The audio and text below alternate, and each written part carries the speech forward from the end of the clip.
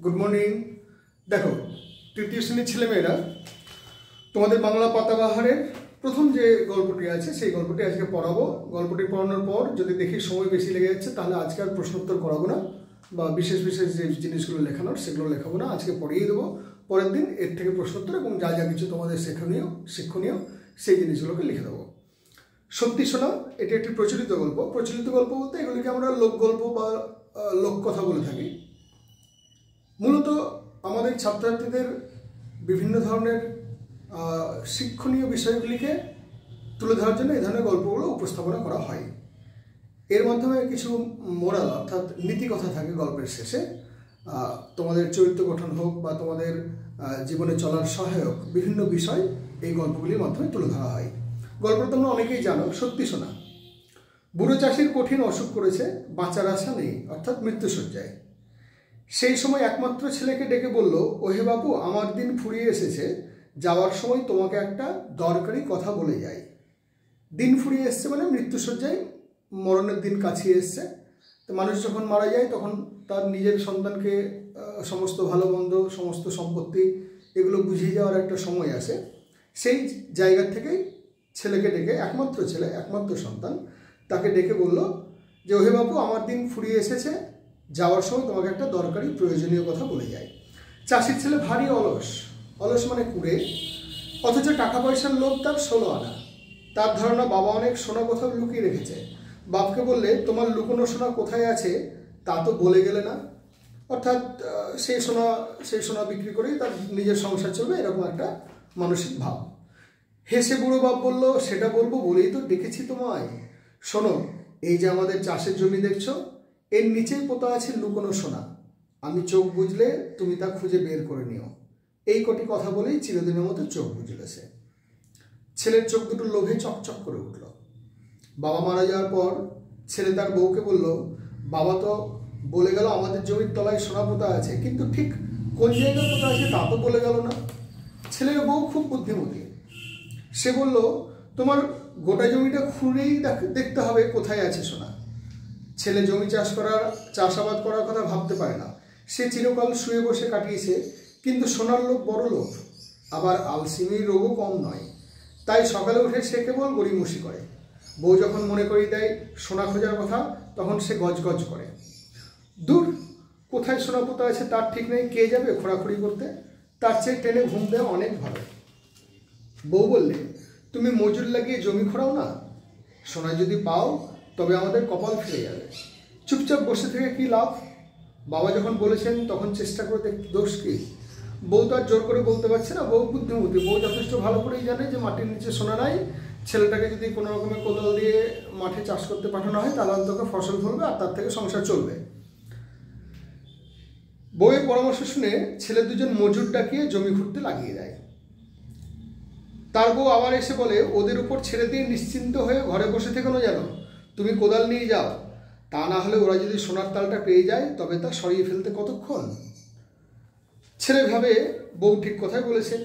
ওদের বিশ্বাস কি? ওরা যদি সোনার তাল সরিয়ে ফেলে তবে সব চেষ্টা বৃথা। তাই সেও একটা কোদাল নিয়ে কাজে লেগে যায় মাঠে। কাজ করতে করতে ওদের নজর রাখার সুবিধা হবে। যত মাটি খোঁড়ে চাষির ছেলে, তত সোনার জন্য মরিয়া হয়ে ওঠেছে। কিন্তু সকাল থেকে সন্ধ্যা পর্যন্ত 5 বিঘে জমি খোঁড়াখুড়ি করেও কোথাও এতটুকু সোনা পাওয়া গেল না। এবার এখানে একটা জিনিস তোমরা বুঝে নাও, 5 বিঘা মানে কম নয়। আমরা সাধারণত শহরাঞ্চলে যে বাড়িগুলোতে থাকি তাতে 1.5 কাঠা 2 কাঠা, তাহলে তোমরা একটা ধারণা পাবে। আর এমনিতে 5 বিঘা জায়গা মানে অনেকটাই। 5 বিঘাতে মোটামুটি 5-8 40 কুইন্টাল ধান হয়। অন্তপক্ষে নিজের খেয়ে পড়ে বাঁচবার, সংসার চালানোর জন্য আগেকার দিনে গ্রামে গঞ্জে এই 5 বিঘা জায়গা খুব বেশি না হলেও ভালো, মানে অনেকটাই জায়গা। কিন্তু সকাল থেকে সন্ধ্যা পর্যন্ত 5 বিঘা জমি খোঁড়াখুড়ি করেও কোথাও এতটুকু সোনা পাওয়া গেল না। রাগে বিরক্তিতে অস্থির ছেলে তখন তার বউকে বললে, বাবা নিশ্চয়ই আমায় বোকা বানিয়েছে, সোনাদানা কিছুই নেই, মিছিমিছি আমায় খাটিয়ে মারলে। বউ হেসে বললে, কিন্তু দেখো জমিটা এখন ঠিক চাষ করার মতো হয়েছে। ছেলে তার বউয়ের মুখের দিকে তাকালো। বউ বলল, আর কদিন পরেই বর্ষা নামবে, এই তো বীজ বোনার সময়। বাবা প্রতি বছর এই সময় জমিতে ধান চাষ করতেন, কি সুন্দর ফসল হতো। শুনে ছেলে ভাবলো, জমিটা যখন খুঁড়েই ফেলা হয়েছে তখন ওটা এমনি ফেলে না রেখে চাষ করে ফেলাই ভালো। তার বউ হাট থেকে সবচেয়ে সেরা ধানের বীজ কিনে আনলো। স্বামী সকাল থেকে সন্ধ্যে পর্যন্ত খেতে কাজ করে, বউ তার খাবার নিয়ে যায়, তামাক সেজে নিয়ে যায়। তামাক সেজে নিয়ে যায় মানে তোমরা মানে এটা তোমাদের ধারণার বাইরে। তামাক মানে আগেকার দিনে হুকো বা গড়গড়ি, এতে করে একটা আমি এঁকে দেবো, এতে করে তামাক এবং তাতে আগুন লাগিয়ে আমাদের এখন যেটা বিড়ি সিগারেট হয়েছে সেটা এখন ওই আগেকার দিনে তামাক সেজে দেওয়া বলতো, মানে এটা একটা নেশার বস্তু। তামাক সেজে নিয়ে যায়। অলস স্বামীকে এইভাবে কাজ করতে দেখে গর্বে তার বুক ভরে যায়। কারণ কি এতদিন পর্যন্ত সে বাবার হোটেলে খেত, নিজের স্বামীকে কাজ করতে দেখেনি। স্বামী যদি পরিশ্রমী না হয়, অলস হয়, তাহলে বউদের খুব জ্বালা। তারপর যথাসময়ে বর্ষা নামলো। সে বছর বৃষ্টি হলো খুব। অল্প দিনের মধ্যে ক্ষেত ভরে গেল শস্যে। মাঠ ভরা পাকা ধানের রাশি দেখে মনে হলো সত্যি কে যেন সোনা ঢেলে দিয়েছে মাঠে। বউ বলল, দেখো বাবা মিথ্যে বলেননি, সত্যি সত্যি সোনা ফলেছে মাঠে।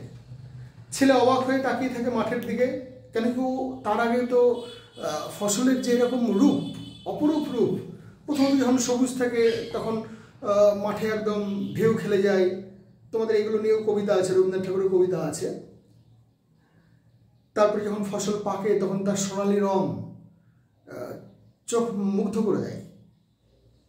তাই সেই জিনিসটা তো সে দেখেনি কোনোদিন, নিজে তো চাষের জমিতে আসেনি, সারা জীবন কুড়েমি করেই কাটিয়েছে। তাই আজকে যখন ফসল পাকছে, তখন যখন সে মাঠে এসছে, তখন সে মাঠের দিকে অবাক হয়ে গিয়েছে। এবং শুধু এটা ফসল দেখে অবাক হয়নি, সে নিশ্চয়ই এটাও অবাক হয়েছে যে এত ভালো ফসল আমি পরিশ্রম করে ফলিয়েছি।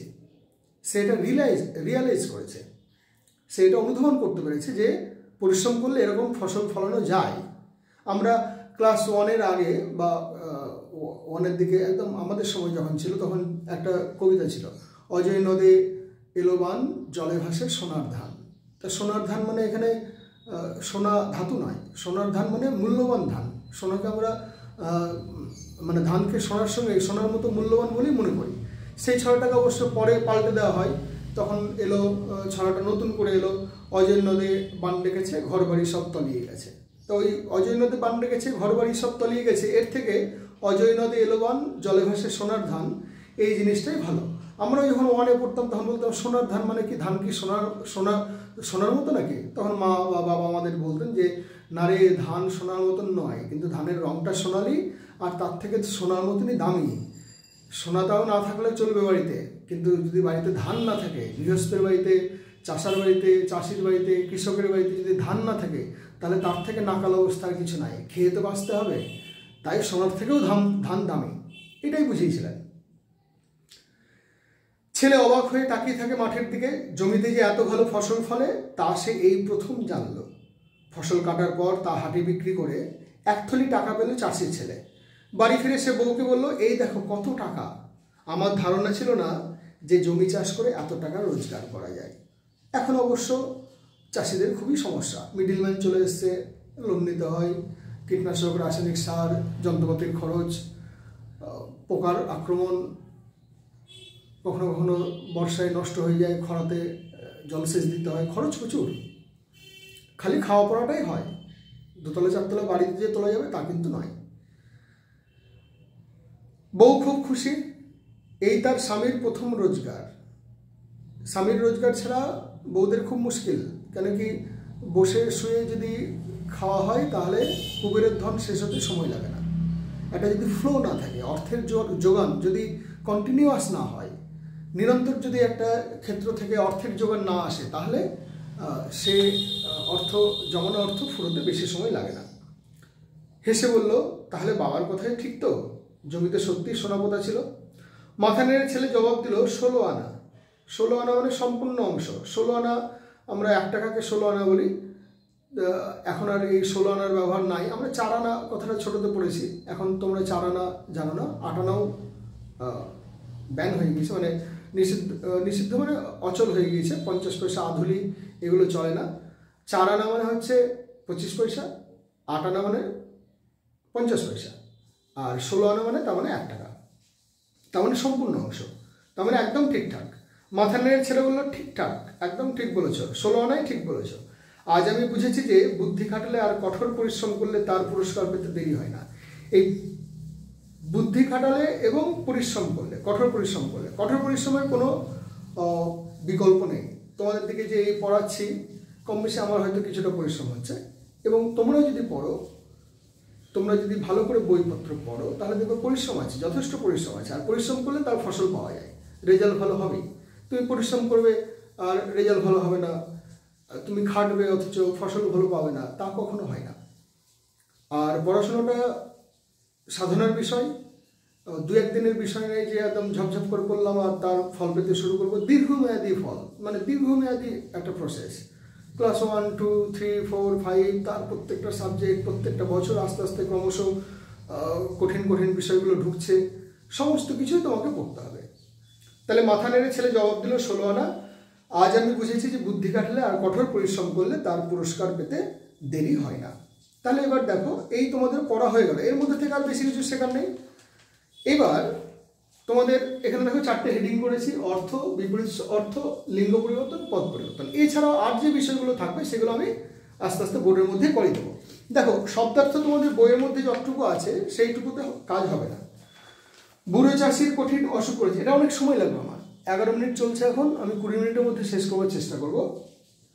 বুড়ো চাষির কঠিন অসুখ করেছে। বুড়ো, বৃদ্ধ, বয়স্ক,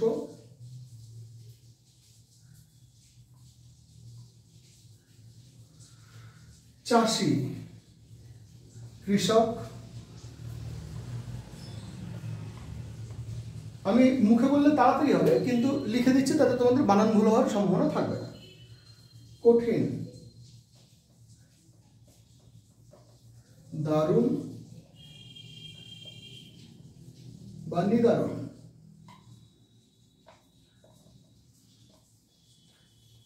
শক্ত,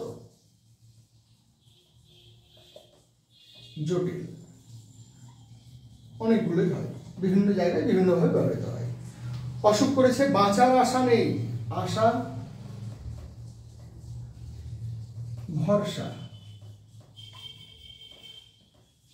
ভরসা। সেই সময় একমাত্র ছেলেকে ডেকে বললে, ওহে বাপু, বাপু, বৎস। এখানে বৎস, বাপু মানে বাবাও হয়। যাওয়ার সময় তোমাকে একটা দরকারি কথা বলে যায়। চাষির ছেলে ভারী অলস, অলস।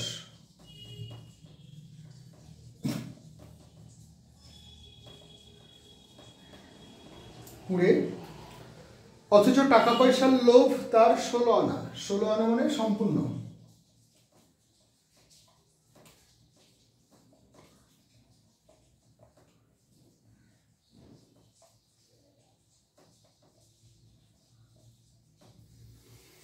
তার ধারণা বাবা অনেক সোনা কোথাও লুকিয়ে রেখেছে। সোনা, সোনা মানে এখানে স্বর্ণ,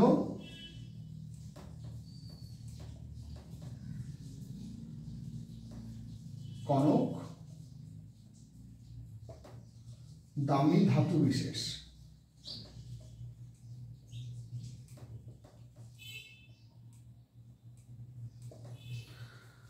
তার ধারণা বাবা অনেক সোনা কোথাও লুকিয়ে রেখেছে। বাপকে বলল, তোমার লুকোনো সোনা কোথায় রাখা আছে তা তো বলে গেলে না।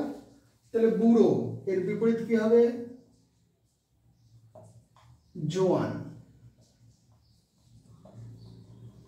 লিঙ্গ পরিবর্তন করলে বুড়ো,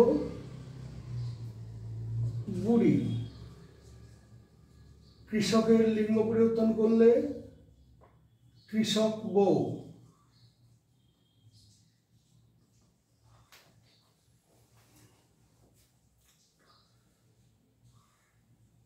অলস,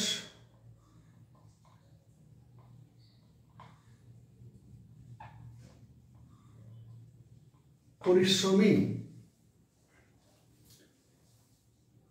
অলস পদ পরিবর্তন করলে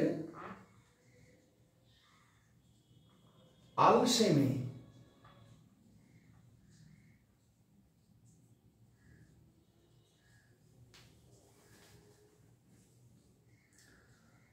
তাহলে দরকারি মানে হচ্ছে প্রয়োজনীয়,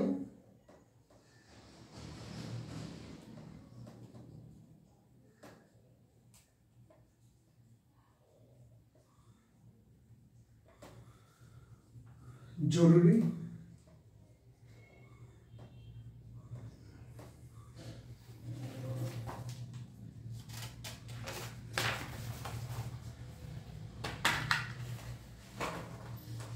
এরপরে আবার মিটিয়ে দিলাম বাবা, পিতা, জনক। হেসে বুড়ো বাপ বলল, সেটা বলবো বলে তো ডেকেছি তোমায়। শোনো, আমাদের যে চাষের জমি দেখছো এর নিচে পোতা আছে লুকোনো সোনা। আমি চোখ বুঝলে অর্থাৎ মারা গেলে, চোখ বুঝলে মানে মারা গেলে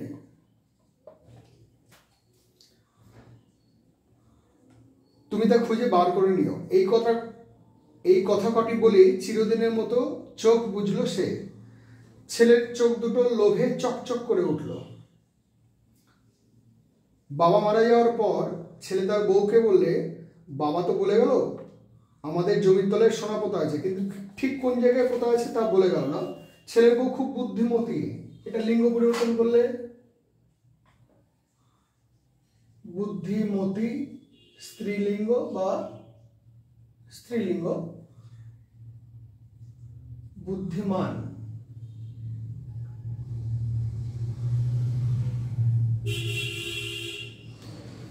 সে বলল, তোমার গোটা জমিটা খুঁড়েই দেখতে হবে কোথায় আছে সোনা। ছেলের জমি চাষাবাদ করার কথা ভাবতে পারে না। সে চিরকাল শুয়ে বসে কাটিয়ে এসেছে। শুয়ে বসে এটার মানে একটু আলাদা, ওই চোখ বুঝলে মতন। শুয়ে বসে মানে আরাম করে।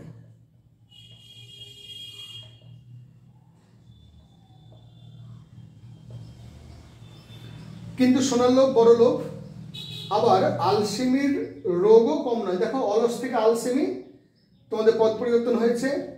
রোগও কম নয়, রোগ থেকে রোগী, এটাও পদ পরিবর্তন হয় একটা। রোগ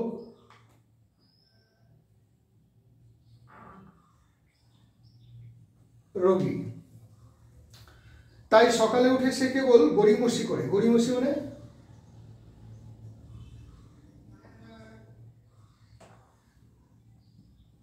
গড়িমসি মানে আলসেমি, কিন্তু এটা একটা ভালো টার্ম আছে, করছি করব ভাব। করছি করব ভাব অর্থাৎ উদ্যমহীন। উদ্যমহীন অবস্থাকে আমরা গড়িমসি বলি। উদ্যমহীন তাহলে লিখে দিই, উদ্যমহীন ভাব। কিন্তু সোনার লোভ বড় লোভ, আবার আলসেমির রোগও কম নয়। তাই সকালে উঠে সে কেবল গড়িমসি করে। বউ যখন মনে করে দেয় সোনা খোঁজার কথা, তখন সে গজ গজ করে। এই গজ গজ মানে কি? বিরক্তি প্রকাশ।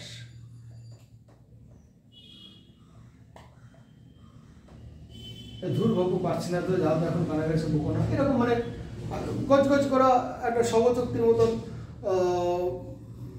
ইচ্ছা নাই, জোর করে কিছু করানো হলে যেরকম একটা ভাব থাকে সেটাকে বলে গজ গজ করা ভাব। দূর কোথায় সোনা পোতা আছে তার ঠিক নেই, কে যাবে খোঁড়াখুড়ি করতে? এই খোঁড়াখুড়ি,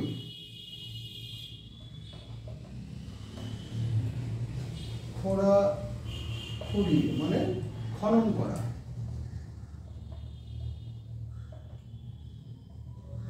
বা কর্ষণ করা।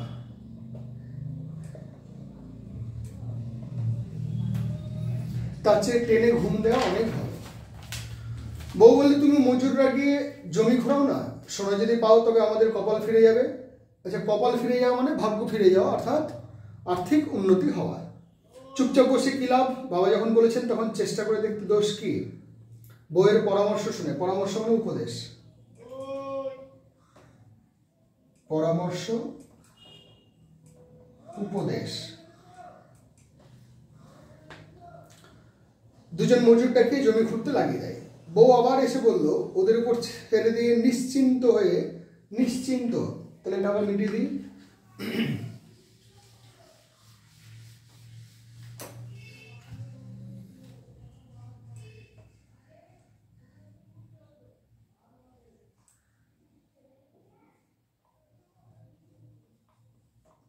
চিন্তাহীনভাবে।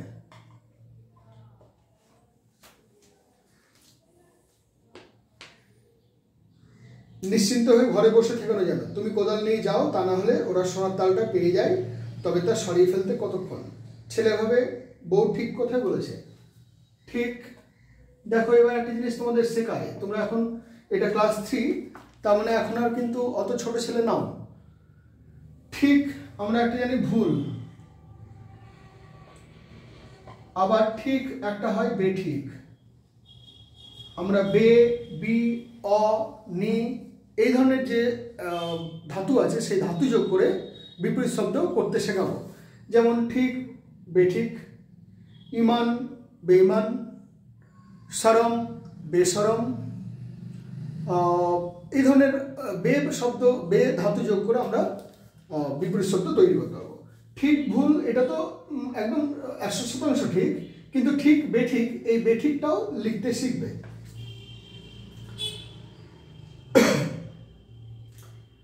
সব চেষ্টা বৃথা, বৃথা মানে মিথ্যা, সব চেষ্টায় অর্থহীন, অর্থহীন। তাই সেও একটা কোদাল নিয়ে কাজে লেগে যায় মাঠে, কাজ কর্ম।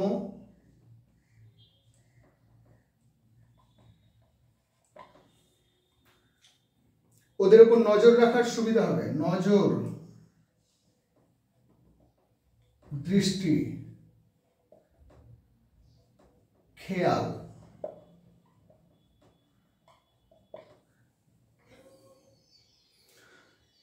যত মাটি খুঁড়ে চাষির ছেলে তত সময়ের জন্য মরিয়া হয়ে উঠেছে, কিন্তু সকাল থেকে সন্ধ্যা মতো 5 বিঘা জমি খোঁড়াখুড়ি করেও কোথাও এতটুকু সোনা পাওয়া গেল না, রাগে বিরক্তিতে অস্থির। তাহলে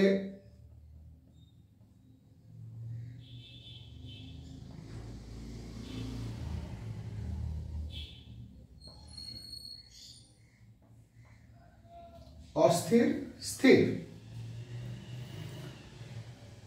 বিপরীত শব্দ হচ্ছে স্থির। ছেলে তখন বউকে বললো, বাবা নিশ্চয়ই আমাকে বোকার বানিয়েছে। নিশ্চয়ই মানে নিশ্চিতভাবে,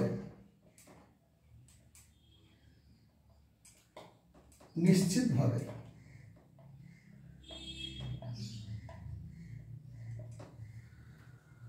সোনাদানের কিছু নেই, মিছিমিছি আমায় খাটিয়ে বলে, মিছিমিছি মানে বৃথা। বউ হেসে বলল, কিন্তু দেখো জমিটা এখন ঠিক চাষ করার মতো হয়েছে। আচ্ছা, চাষ থেকে পদ পরিবর্তন দুটো হয়, চাষি হয় আবার চষাও হয়। যে জমি চাষ করা হয়ে গেছে তাকে চষা জমি বলে, আর যে চাষ করে মাঠে যে চাষ করে তাকে চাষি বলে।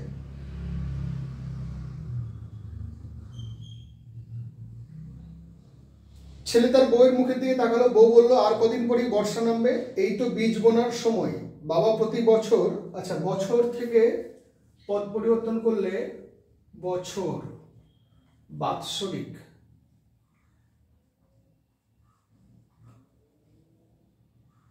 বছর থেকে বাৎসরিক বা বৎসর, এটাকে বাৎসরিকটাকে বছর না করে সব থেকে ভালো হয় বৎসর করা, বৎসর, বাৎসরিক।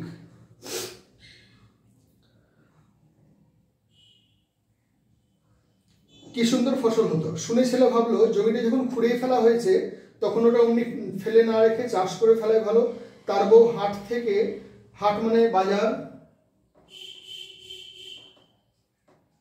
হাট মানে বাজার, সেরা সব থেকে ভালো, সব থেকে ভালো। এটার আরেকটু ক্লাস 3-তে পড়ছে, যদি একটু কঠিন দেখে রাখো। সর্বোৎকৃষ্ট, দন্তেশ বয়রে প্রকার খন্দত্ব, সর্বোৎকৃষ্ট, সর্ব উৎকৃষ্ট।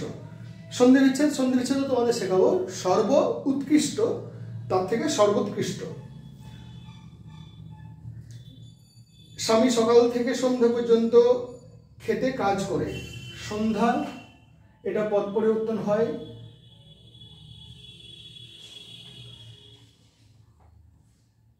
সন্ধ্যা কালীন। যথাসময়ে, আচ্ছা, অলস স্বামীকে এইভাবে কাজ করতে দেখে তার গর্বে বুক ভরে যায়। গর্ব পদ পরিবর্তন করলে হয় গর্বিত। মাঠ পাকা ধানের রাশি দেখে মনে হলো, আচ্ছা, ধান,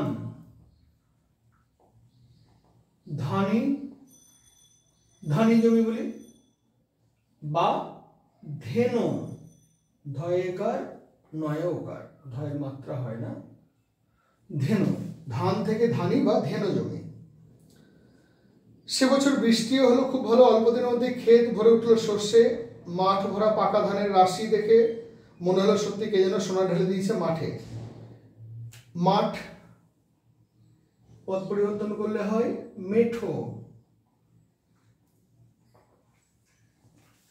ছেলে অবাক হয়ে তাকিয়ে দেখে মাঠের দিকে। অবাক মানে হতবাক, আর লিখলাম না।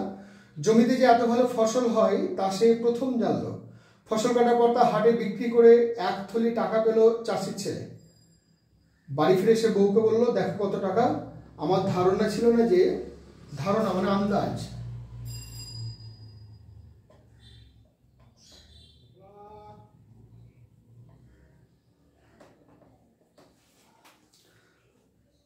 আমার ধারণা ছিল না যে জমি চাষ করে এত রোজগার হয়। রোজগার পদ পরিবর্তন রোজগেরে। তাদের বাড়ির একমাত্র রোজগেরে ছেলেটি কাজের জন্য বাইরে গিয়েছে। বউ সত্যি খুব খুশি, তাই তার স্বামীর প্রথম রোজগার। হেসে বললে, তাহলে বাবার কথাই ঠিক তো, জমিতে সত্যি সোনাপোতা ছিল। মাথা নেড়ে ছেলে জবাব দিল, 16 আনা। আজ আমি বুঝেছি যে বুদ্ধি খাটালে আর কঠোর পরিশ্রম করলে, পরিশ্রম এর পদ পরিবর্তন করলে হয় দুটো হয়, পরিশ্রম এর একটা হচ্ছে পরিশ্রমী, আর একটা হয় পারিশ্রমিক।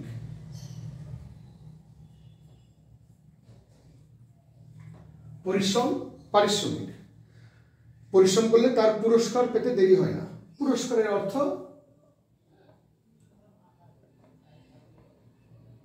পুরস্কার,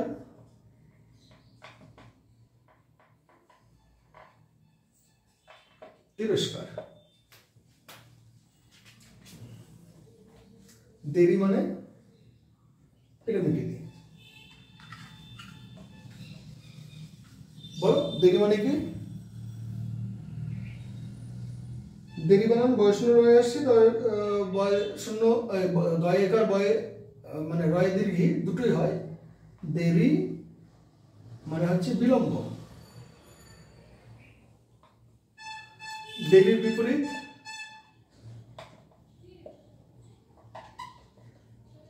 দ্রুত, শীঘ্র। দ্রুত,